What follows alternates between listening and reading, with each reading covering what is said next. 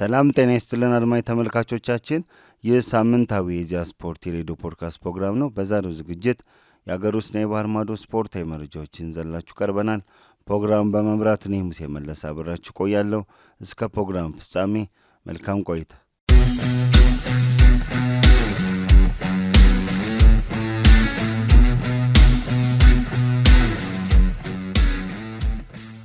አድማጭ ተመልካቾቻችን፣ ቅድሚያ ከሀገር ውስጥ የምንመለከተው የኢትዮጵያ ፕሪሚየር ሊግ ነው። የኢትዮጵያ ፕሪሚየር ሊግ የ10ኛ ሳምንት ጨዋታዎች በአዳማ ሳይንስና ቴክኖሎጂ ዩኒቨርሲቲ ስቴዲየም እና በአዲስ አበባ ስቴዲየም ተደርገዋል ማለት ነው። የተለያዩ ውጤቶች ተመዝግበዋል። ትላንት የተደረጉ ጨዋታዎችን ስንመለከት በሳምንቱ ተጠባቂ ጨዋታ የሊጉ መሪ ሲዳማ ቡናና ቅዱስ ጊዮርጊስ ያደረጉት ጨዋታ አንዳቻ በሆነ ውጤት ተጠናቋል። ፍጹም ጥላሁን በራሱ ግብ ላይ ባስቆጠረው ግብ ሲዳማ ቡና መሪ መሆን ችሎ ነበር። የጨዋታ በሲዳማ ቡና አሸናፊነት ተጠናቀቀ ሲባል 90ኛው ደቂቃ ላይ ሀብታሙ ጉልላት በግሩም ሁኔታ ያስቆጠራት ግብ ቅዱስ ጊዮርጊስ አቻ እንዲወጣ አስችሏል ማለት ነው። በሌላኛው መርሃ ግብር ኢትዮ ኤሌክትሪክና መቻል ጨዋታቸውን አድርገው ያለምንም ግብ አቻ ተለይተዋል። አስቀድሞ በአዲስ አበባ ስቴዲየም በተካሄደው ጨዋታ ድሬዳዋ ከተማና አዳማ ከተማ አንዳቻ በሆነ ውጤት ጨዋታቸው ተጠናቋል። ያሬድ ታደሰ ለድሬዳዋ ከተማ፣ ነቢል ኑሪ ለአዳማ ከተማ በ30ኛው ደቂቃ ግቦቹን አስቆጥሯል። ያሬድ ታደሰ በ27ኛው ደቂቃ ባስቆጠረው ግብ ነበረ ድሬዳዋ መምራት ችሎ የነበረው። ይሁንና ግን በ3 ደቂቃ ልዩነት ውስጥ አዳማ ከተማ ነቢል ኑሪ አስቆጥሮ 1 ነጥብ ይዞ ወጥቷል ማለት ነው። ሌሎች ጨዋታዎችን ስንመለከት ኢትዮጵያ ንግድ ባንክ አርባ ምንጭ ከተማን 3-1 በሆነ ውጤት ማሸነፍ ችሏል። ኢትዮጵያ ቡናና ወልዋሎ ዓዲግራት ዩኒቨርሲቲ ያደረጉት ጨዋታ አንዳቻ በሆነ ውጤት ተጠናቋል። ብድረገነት ሽሬና ባህር ዳር ከተማ ያደረጉት ጨዋታ ያለ ግብ አቻ ተጠናቋል። አቻ ውጤቶች በርከት ባለ ሁኔታ ተመዝግበዋል። ወላይታ ዲቻ ሸገር ከተማን 3-1 በሆነ ውጤት አሸንፏል። ከወራጅ ቀጠና የወጣበት ወሳኝ ድል አስመዝግቧል። ፋሲል ከነማ ነገሌ አርሲን 1-0 አሸንፏል። ነጥቡንም ወደ 20 ከፍ አድርጓል። ከሊጉ መሪ ሲዳማ ቡና ጋር ያለውን የነጥብ ልዩነት ከ3 ወደ 1 ዝቅ ማድረግ ችሏል ማለት ነው። ሐዋሳ ከተማ ኢትዮጵያ መድን 2-1 አሸንፏል። ኢትዮጵያ መድን እንግዲህ ባለፈው የሊጉ አሸናፊ ነው። ወራጅ ቀጠና ገብቷል 17ኛ ደረጃን ይዞ። ድሬዳዋ ከተማና አዳማ ከተማ ቀደም እንዳነሳሁት አንዳቻ ተለያይተዋል። መቻልና ኢትዮ ኤሌክትሪክም እንደዚሁ ያለ ግብ አቻ ተለያይተዋል ማለት ነው። እንግዲህ እነዚህን ውጤቶች ተከትሎ ማለት ነው ሲዳማ ቡና ሊጉን በ20 ነጥብ ይመራል። ፋሲል ከነማ በ20 ነጥብ ሁለተኛ ደረጃ ላይ ይገኛል ማለት ነው። እነዚህ ቡድኖች እንግዲህ በዘንድሮ ውድድር ዓመት ጠንካራ ግስጋሴ እያደረጉ ይገኛል። የከፍተኛ ግብ አስቆጣሪነቱን ስንመለከት የኢትዮጵያ ንግድ ባንኩ አዲስ ግዳይ በ5 ግቦች ይመራል። በአርባ ምንጭ ከተማን ቡድኑ ባሸነፈበት ጨዋታ ላይ 2 ግቦችን በጨዋታና በፍጹም ቅጣት ማስቆጠሩ ይታወሳል። ይህም እንግዲህ ከተከታዮቹ እንዲበልጥ አድርጎታል ማለት ነው። ያሬድ ብሩክ፣ አቤል ማሙሽና አቤል ያለው በተመሳሳይ 4 ግቦችን በማስቆጠር አዲስ ግዳይን ይከተላሉ ማለት ነው።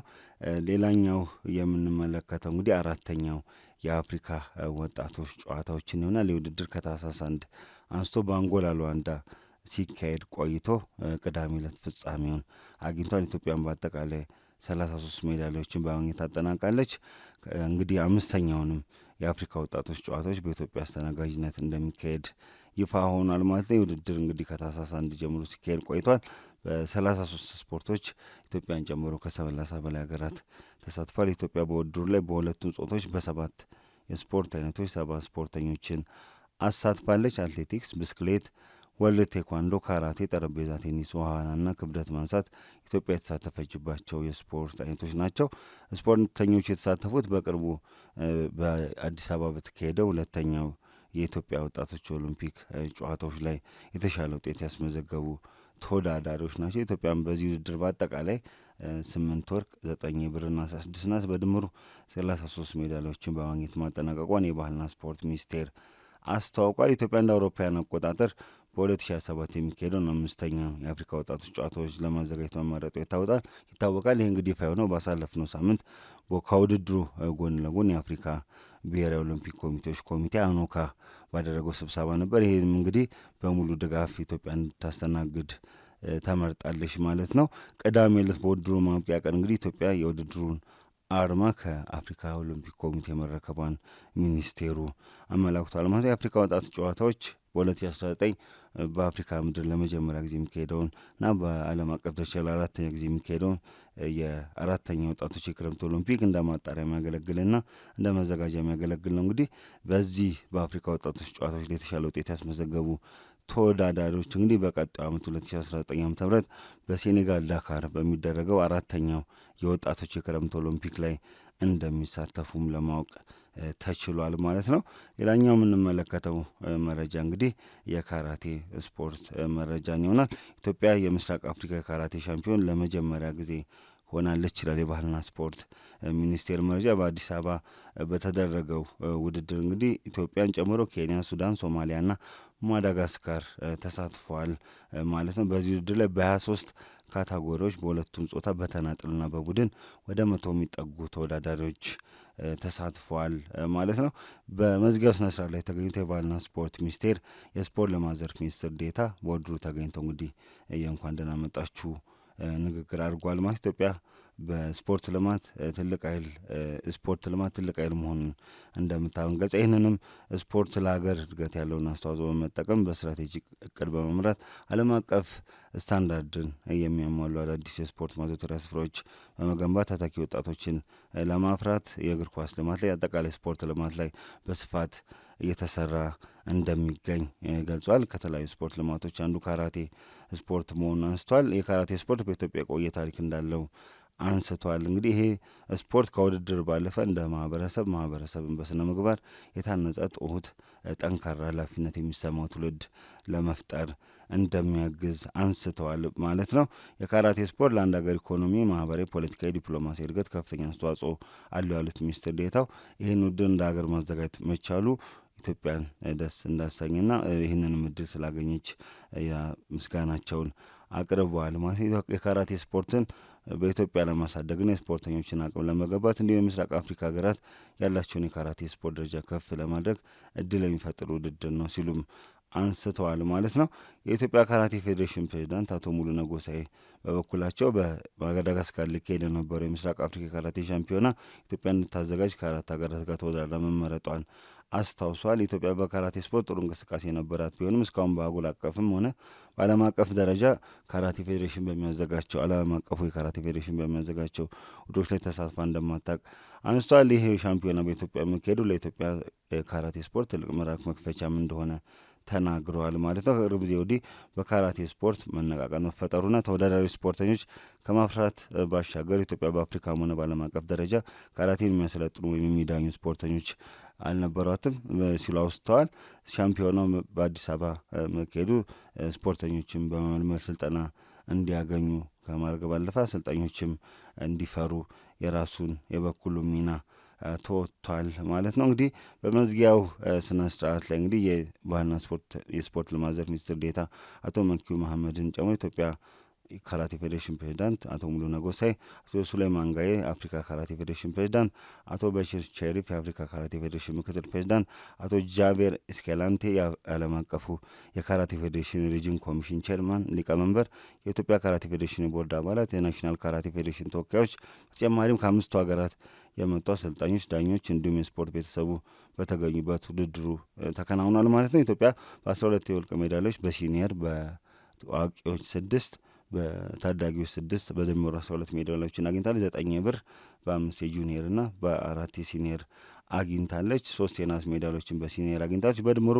24 ሜዳሊያዎችን በማግኘት ኢትዮጵያ በምስራቅ አፍሪካ ካራቴ ሻምፒዮና በታሪክ ተመዝግቦ የሚያውቅ ድል በመቀዳጀት የምስራቅ አፍሪካ ካራቴ ሻምፒዮን መሆኗን እንግዲህ የባህልና ስፖርት ሚኒስቴር ያደረሰን መረጃ ያመለክታል ማለት ነው። ከሀገር ውስጥ የምንመለከተው የመጨረሻ መረጃ እንግዲህ በሳምንቱ መጨረሻ ቀናት የተደረጉ የጎዳና ላይ ዓለም አቀፍ የአትሌቲክስ ውድድሮች ናቸው። በዚህ ውድድሮች ላይ እንግዲህ ኢትዮጵያ አትሌቶች ድል ቀንቷቸዋል ማለት ነው። በህንድ ኮላካታ በተካሄደ የታታ ስቲል 5 ኪሎ ሜትር ውድድር አትሌት ደጊቱ አስመራው አሸንፋለች ማለት ነው። አትሌቷ ርቀቱን ለማጠናቀቅ 1 ሰዓት ከ19 ደቂቃ ከ36 ሴኮንድ የወሰደባት ሲሆን አትሌት ሱቱሜ አሰፋ ሁለተኛ፣ አትሌት መሰለች አለማየሁ ሶስተኛ ደረጃን ይዘው አጠናቋል። እንግዲህ ኢትዮጵያን የደመቁበት ውድድር ነው ማለት ይቻላል። በውድድሩ ላይ የተሳተፉት ኢትዮጵያን አትሌቶች አትሌቱ ኩፍቱ ጣሂር፣ አትሌት ዘመኑ አደምላ፣ አትሌት ነጻነት ታፈረ ከ4ኛ እስከ 6ኛ ያለውን ደረጃ በመያዝ ውድድራቸውን አጠናቋል ማለት ነው። ሌላኛው በታይፔ ማራቶን አትሌት ጋዲሴ ደምሴ አሸንፏል። የቦታውን ክብረ ወሰን በማሻሻል የገባበት ሰዓት 2 ሰዓት ከ24 ደቂቃ ከ17 ሴኮንድ መሆኑን የኢትዮጵያ አትሌቲክስ ፌዴሬሽን መረጃ ያመለክታል። ሌላኛውን የኢትዮጵያ አትሌት ትርፌ በየነ በ2 ሰዓት ከ24 ደቂቃ በ19 ሴኮንድ በመግባት በታይፔ ማራቶን ሁለተኛ ደረጃን ይዛ አጠናቃለች። በሌላ በኩል በጓንዡ ማራቶን አትሌት አፈወርቅ መስፍን በቀዳሚነት ማሸነፉ ታውቋል። አትሌት አፈወርቅ ርቀቱን ለማጠናቀቅ 2 ሰዓት ከ12 ደቂቃ ከ23 ሴኮንድ ወስዶበታል። በሴቶች አትሌት ቤተልሔም አፈ ንጉስ በ2 ደቂቃ በ2 ሰዓት ከ27 ደቂቃ በ52 ሴኮንድ ሁለተኛ ስትወጣ፣ አትሌት ጫልቱ ጭምዴሳ በ2 ሰዓት ከ31 ደቂቃ 37 ሴኮንድ ሶስተኛ ደረጃን ይዛ አጠናቃለች ማለት ነው። እንግዲህ ኢትዮጵያውያን አትሌቶች በተለያዩ በእስያም በአውሮፓም በተለያዩ አህጉራት በተደረጉ ውድድሮች ላይ ጥሩ የሚባል ውጤት አስመዝግቧል። እንግዲህ ሳምንቱ ለኢትዮጵያውያን አትሌቶች ጥሩ የሚባል ነበር። በዓለም አቀፍ ደረጃ ደምቀው የታዩበት ውድድር ነው ማለት እንችላለን። አድማጭ ተመልካቾቻችን ከሀገር ውስጥ የነበሩን ስፖርታዊ መረጃዎች ይህን ይመስላሉ። ከአፍታ ቆይታ በኋላ ወደ ውጭ ስፖርታዊ መረጃዎች እናልፋለን። አሁንም ከኢዜአ ስፖርት የሬዲዮ ፖድካስት ፕሮግራም ጋር አብራችሁን ቆዩ።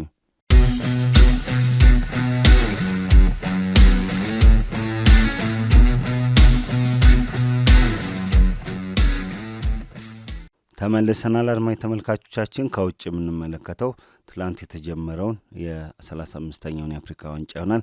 ይህ በሞሮኮ አስተናጋጅነት የሚካሄደው 35ኛው የአፍሪካ ዋንጫ ትላንት በደማቅ ሁኔታ ተጀምሯል። ደማቅ የሆነ የመክፈቻ ስነስርዓት ተከናውኗል። እንግዲህ ሞሮኮ ረብጣ ዶላሮችን በማውጣት ይህን ውድድር ለማስተናገድ እንግዲህ ዝግጅቷን ስታደርግ ከርማ ትላንትና በደማቅ ሁኔታ ውድድሩን ከፍታለች። ደማቅ የነበረ የመክፈቻ ስነ ስርዓት ተደርጓል ማለት ይቻላል። የሞሮኮን ባህል የሚያሳይ ጥንታዊ ባህል የሚያሳይ ሃይማኖታዊ ስርዓቶችን የሚያሳይ የተለያዩ እሴቶችን የሚያሳይ ስነ ስርዓት በአፍሪካ ዋንጫው ላይ ተመልክተናል። በጣም በቀለም ያሸበረቀ በብርሃን ያሸበረቀ የመክፈቻ ስነ ስርዓት ተከናውኗል። እንግዲህ ከ34ቱ ከዚህ ቀደም ከተደረጉ አፍሪካ ዋንጫዎች ምርጡ የተባለለት የአፍሪካ ዋንጫ እንግዲህ ትናንትና በደማቅ ሁኔታ ተጀምሯል ማለት ነው። ይሄ ጨዋታ እንግዲህ ይሄ ውድድር እንግዲህ በ24 ሀገራት መካከል የሚደረግ ውድድር ነው። በ6 ምድብ ቡድኖች ጨዋታቸውን የሚያደርጉ ይሆናል ማለት ነው።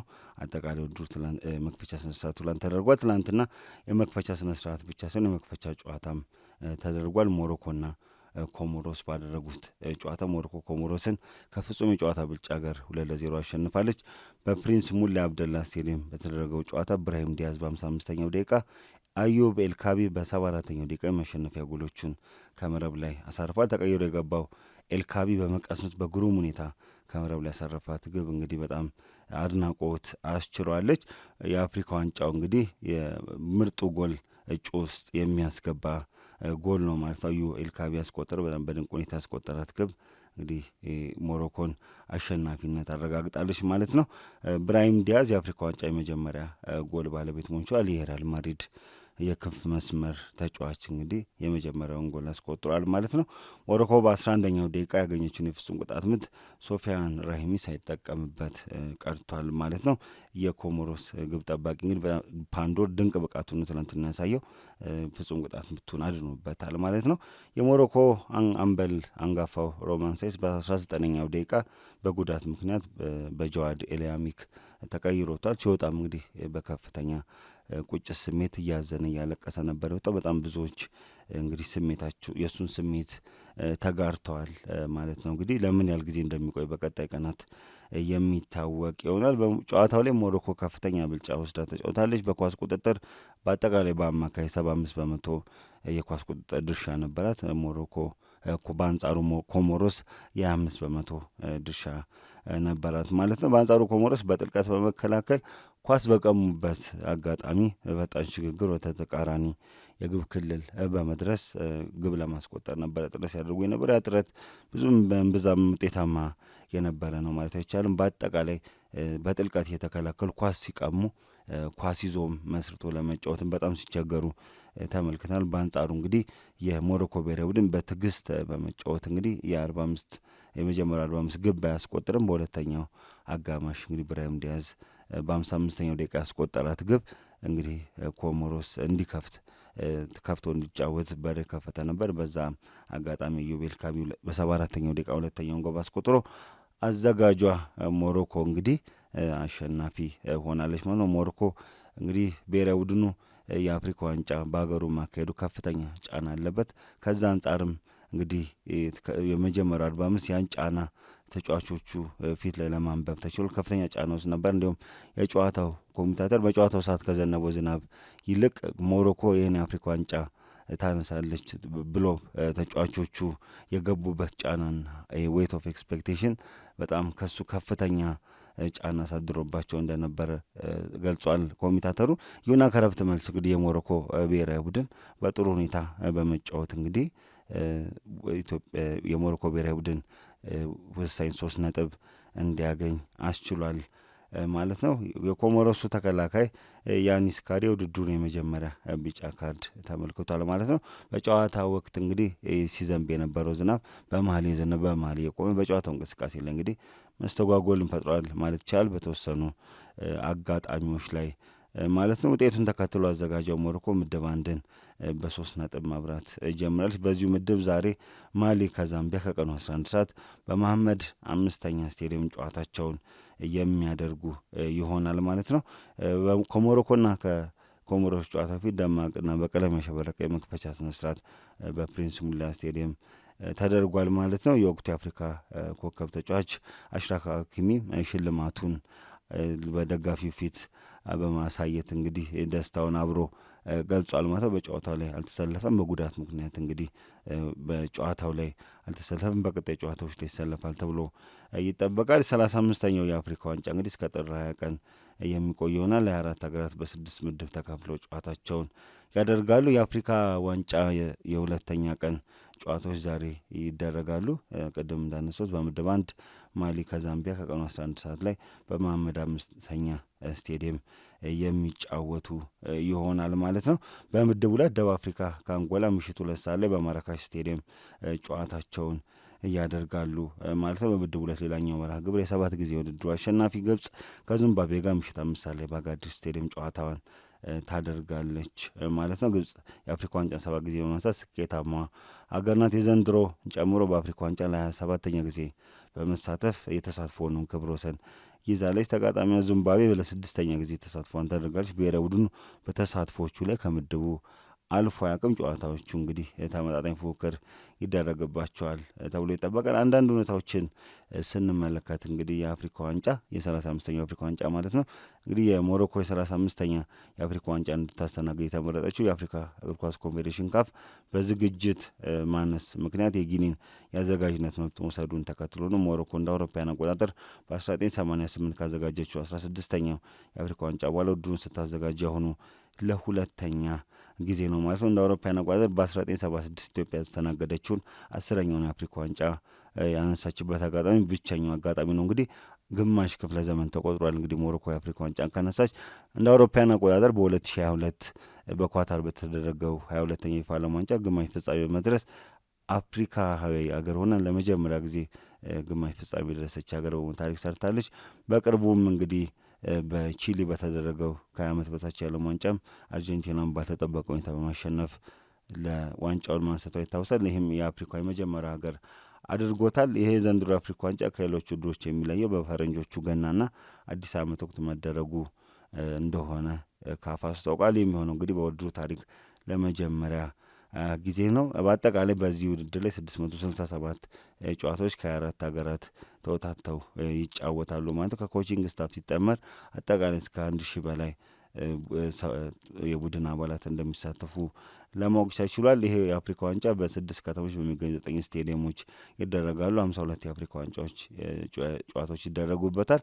ራባት፣ ካዛብላንካ፣ ማራካሽ፣ ታንጀር፣ አጋዲርና ፌዝ ጨዋታዎች የሚደረጉባቸው ከተሞች ናቸው። ትላንትና መክፈቻውን ጨዋታ ያደረገው ፕሪንስ አብደላ ሙላይ ስቴዲየም እንግዲህ አንዱ ስቴዲየም ነው። በራባት የሚገኝ ስቴዲየም ነው። ትናንት የመክፈቻውን ጨዋታ አስተናግዷል። የመዝጊያውን ጨዋታ በዚህ ስቴዲየም ነው የሚደረገው።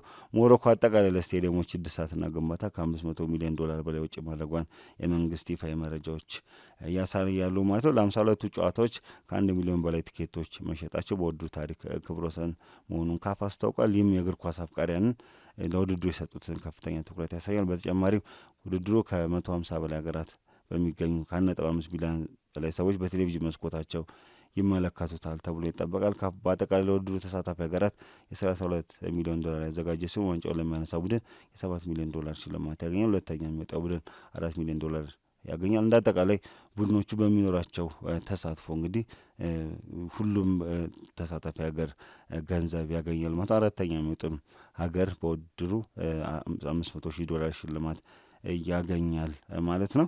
የአፍሪካ ዋንጫው ምልክት የሆነው ማስኮት አሳድ ይባላል። አሳድ በአትላንታ አንበሶች የተመሰለ ሲሆን የጥንካሬ ኩራትና የአፍሪካ ማንነት ምልክት ተሆኖ ይገለጻል ማለት ነው። ለውድድር የተዘጋጀችው ኳስ ያቀረበው ፑማ ነው። ዓለም አቀፍ የስፖርት ግዙፍ አምራች ትጥቅ አምራች ድርጅት ነው። ይህም በካፍና በፑማ መካከል አጠቃላይ ካፍ ዓለም አቀፍ ተቋማት ጋር ያለው ትብብር እያደገ መምጣቱን የሚያመለክት ነው። ሌላኛው በአፍሪካ ዋንጫ የመጀመሪያውን የተባለለት የፎርኬ HD4 የቀጥታ ጨዋታ ስርጭት ሙከራ ይደረጋል። ትላንትና ይህን ጨዋታ የተደረገው በሞሮኮና ኮሞሮስ መካከል የተደረገው ጨዋታ የዚሁ አንዱ ማሳያ ነው። በዓለም አቀፍ የብሮድካስት ኩባንያዎች ጥቅም ላይ የሚውል ነው የፎርኬ HDR ቀረጻ ማለት ነው። ካሜራዎችን በጎን የሚቆርጹ ካሜራዎች፣ ድሮኖችን ያካተተ ነው። ዓለም አቀፍ የብሮድካስት ስርጭት ስርዓት ከዓለም ዋንጫው ጋር ተቀራራቢነት ያለው እንደሆነ ተነግሯል ማለት ነው። የአፍሪካ ዋንጫ በሞሮኮ የቱሪዝም ወቅት የተደረገ ነው። ፒክ ሲዝን በሚባለው ወቅት የተደረገ ነው። ከፍተኛ ጎብኚ በሚመጣበት ጊዜ መካሄዱ ለቱሪዝም እድገት ለሀገር ልማት በኩል አስተዋጽኦ እንደሚያደርግ ተጠቅሷል። ሞሮኮ በ2005 የመጀመሪያ 10 ወራት ከቱሪዝም ከ11.3 ቢሊዮን ዶላር በላይ ገቢ ያገኘች ሲሆን የአፍሪካ ዋንጫ ተጨማሪ የቱሪዝም ገቢ እንድታገኝ ያስችላታል ማለት ነው። የአፍሪካ ዋንጫ ለመዘገብ 3800 ያህል ገደማ መገናኛ ብዙኃን ፈቃድ ማግኘታቸውን ካፍ አስታውቋል። እንግዲህ እንዳነሳሁት ቅድም 35ኛው የአፍሪካ ዋንጫ እስከ ጥር 10 ቀን 2018 ዓመተ ምህረት የሚቆይ ይሆናል። ይህንን የተመለከቱ የአፍሪካ ዋንጫውን የተመለከቱ ከውጤትም ጋር ከመርሃ ግብር ጥቆማ ጋር አጠቃላይ የአፍሪካ ዋንጫ ታሪካዊ መረጃዎች፣ ወቅታዊ መረጃዎች፣ አጠቃላይ የተጫዋቾች የግለ ታሪክን ጨምሮ የተለያዩ ፕሮግራሞችን ውድድሩ እስከሚጠናቀቅ በስፋት በኢዜአ ስፖርት የሬዲዮ ፖድካስትን በቴሌቪዥን ፎርማት የኢዜአ ስፖርት ፕሮግራም በስፋት ይዘን የምንመለስ ይሆናል ማለት ነው። አድማጭ ተመልካቾቻችን የዛሬው የኢዜአ ስፖርት የሬዲዮ ፖድካስት ፕሮግራምን ይመስል ነበረ።